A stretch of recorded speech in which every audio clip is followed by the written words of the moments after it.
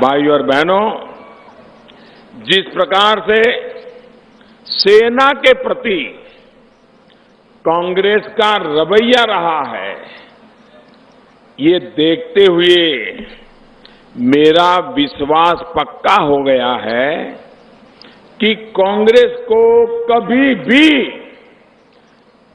देश की सेना पर भरोसा नहीं था। हमारे वीर सैनिकों के पराक्रम पर, उनकी शक्ति पर, उनके कौशल को हमेशा कांग्रेस ने कम करके आंका, उस पर उन्होंने संदेह किया। इसलिए कांग्रेस ने सेना को आतंकियों के खिलाफ कठोर कदम उठाने से रोका। उनको लगता था कि सेना को कहेंगे करो और 1962 जैसा हो जाएगा तो फिर कांग्रेस की तो नैया हमेशा डूब जाएगी। और इसलिए कांग्रेस पार्टी ने हमेशा हमारी सेना कितनी महान है, कितनी सामर्थ्यवान है, इस बात को समझा ही नहीं। कांग्रेस ने सेना को उपयोग क्या किया भाइयों?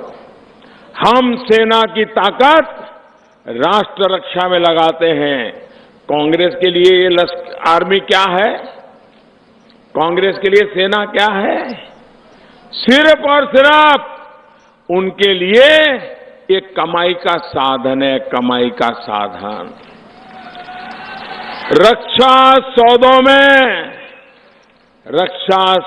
में चाहे बोफोर्स हो, चाहे सबमरीन हो, चाहे हेलीकॉप्टर हो, मलाई खाने के सिवाय उनके लिए सेना का कोई महत्व ही नहीं है।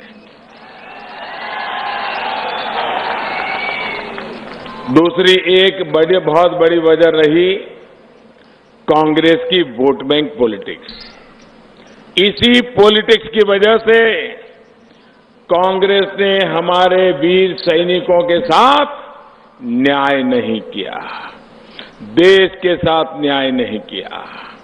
आज भी जब वो सर्जिकल स्ट्राइक पर सवाल उठाते हैं, एयर स्ट्राइक पर सवाल उठाते हैं, तो वो अपनी नाकामी छिपा रहे होते हैं, अपना वोट बैंक बचाने की फिराक में होते हैं।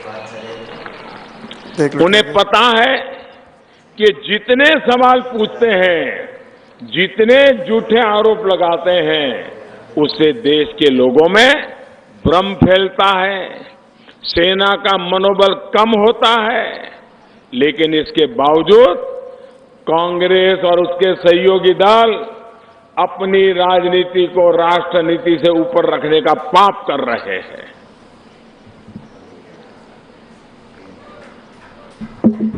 इनकी सच्चाई, इससे पूरे देश को सतर्क रहना बहुत जरूरी है। ये जिस दिशा की तरफ देश को ले जा रहे थे, उस स्थिति में भारत कभी एक मजबूत राष्ट्र के तौर पर उभर नहीं पाता। लेकिन साथियों, अब हालात बदल गए हैं। वो दिन लद गए जब धमकियों से भारत की सरकार दुबक जाती थी। ये नया हिंदुस्तान है, ये नया हिंदुस्तान है। आतंकियों को घुसकर मारेगा भी और सामने ऐसे लोगों को बेनकाब भी करेगा।